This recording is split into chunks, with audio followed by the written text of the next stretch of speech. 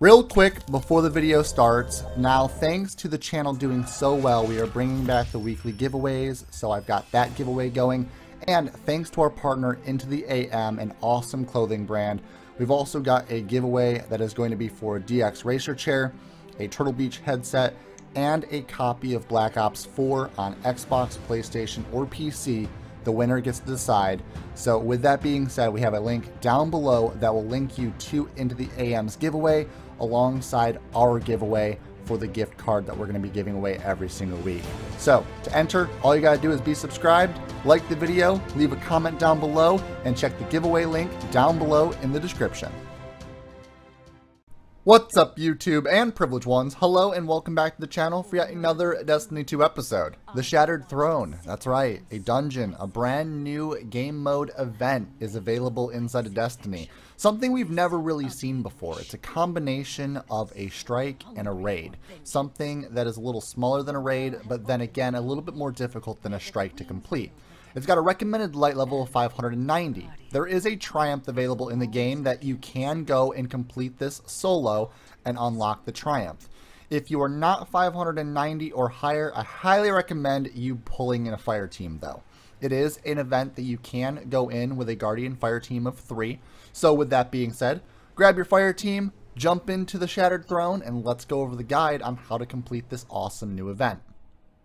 You enter the Shattered Throne inside of a giant cavern, and down along a small jumping puzzle, you will notice a little mini city that is underneath the Dreaming City. This city in the Ascendant Plane is going to be your first destination location for clearing out a specific puzzle. The challenge here is to clear out 8 mini waves of enemies alongside their ultra counterparts, which are going to be known as architects. Making your way across the first jumping puzzle is going to spawn a wave of enemies that you will have to clear out alongside its ultra counterpart that you can see in the video footage. This area is going to be a recommended light level of 570 to 580, so be careful and have a pretty well stacked team along the way. After clearing out the first wave of enemies and the architect, a hologram is going to spawn. This hologram is going to be representative of the next location you have to go in this giant room. Now, there are going to be 8 different spawn locations, and you will have to clear out all 8 waves of enemies, along with their ultra counterpart, to unlock your reward for completing this section of the dungeon, and alongside that, unlocking the next location. After clearing out everything in this room, along with all 8 mini bosses, you will then be able to descend down below in a giant elevator that is going to allow you to work your way down deeper into the dungeon.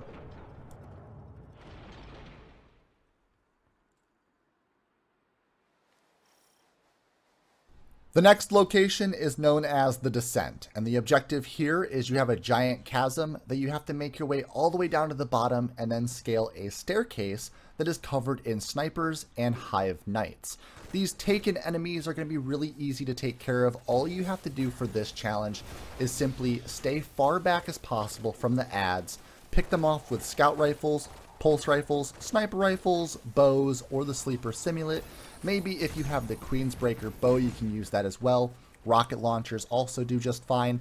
Just make sure that you stay far away as possible.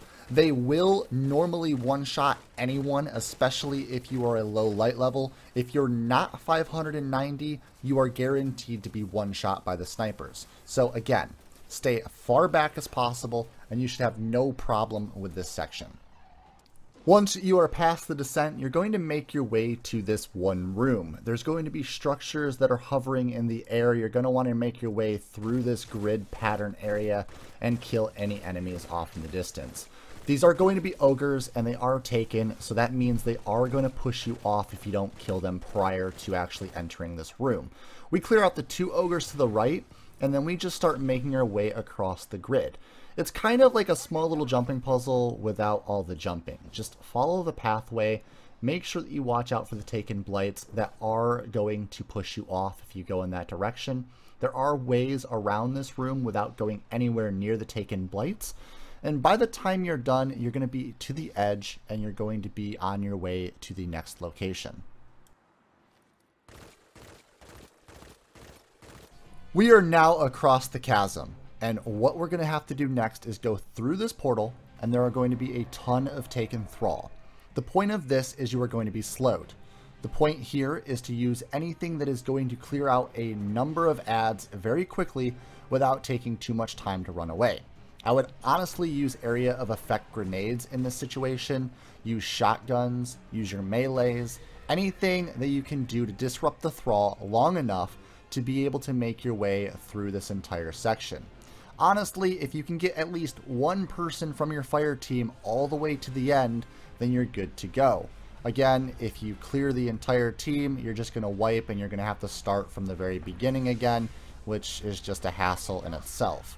Honestly, this section is probably one of the easier sections in the entire encounter, but again, if you're a low light level, these thrall can almost one-shot you.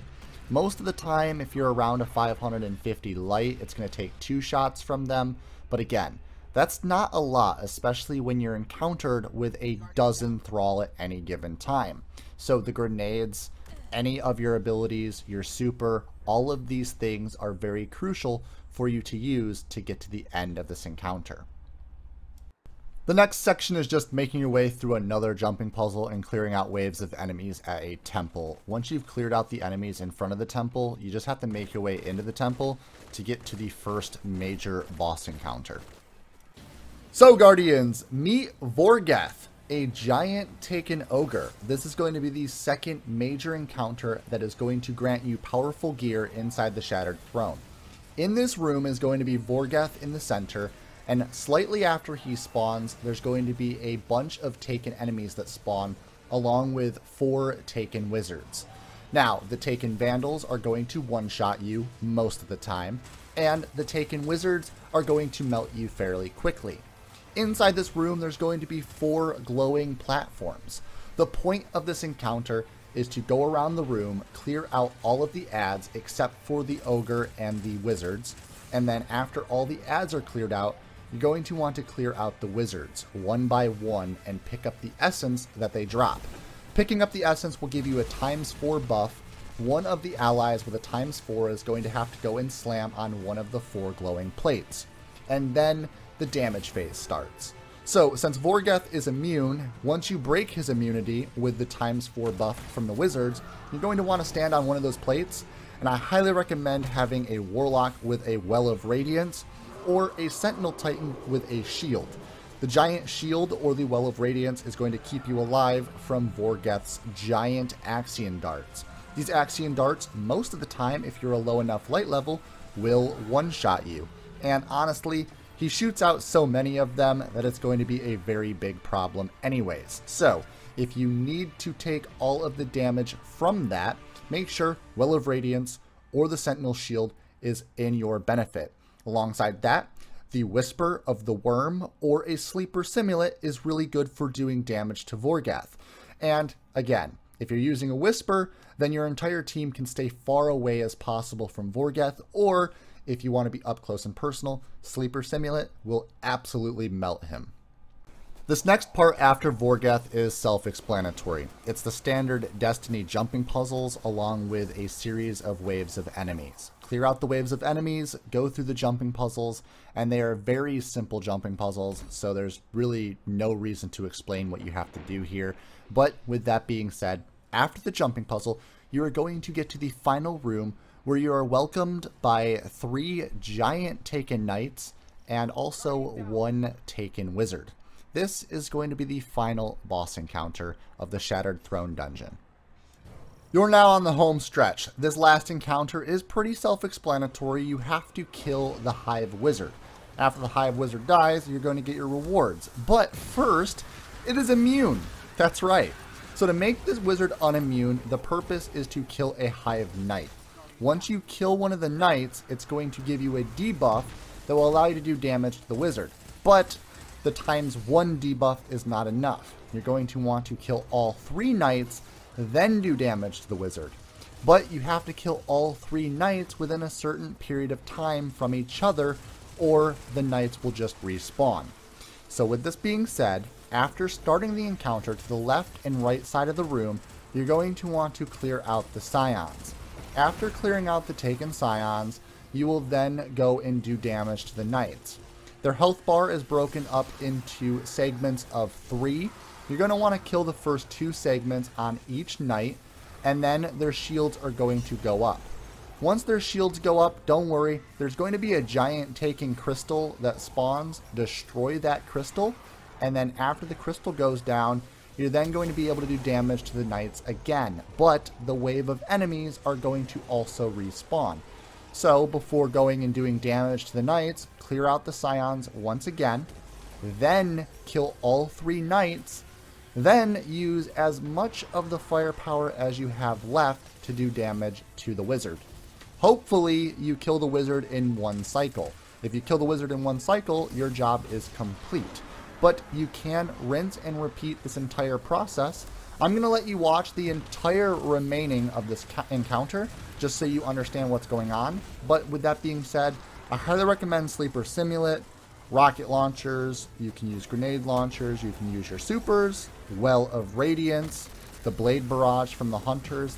Anything that does a tremendous amount of damage is really useful in this encounter. Again, just rinse and repeat everything you see in this video and you should have no problem at all. The recommended light level of this section is 590, but ultimately it's a really fun dungeon all the way from start to finish. I really hope that Bungie adds things like this more often. It was, again, a ton of fun. I had a blast, and I hope you all enjoyed this video. If it was helpful and informative, make sure to smash that like button, leave a comment down below. If you have any questions at all, leave those down below as well. I'll try to answer as many as I can. And with that being said, if you're new, hit that subscribe button. I'll see you all in the next video. Stay violent and be privileged.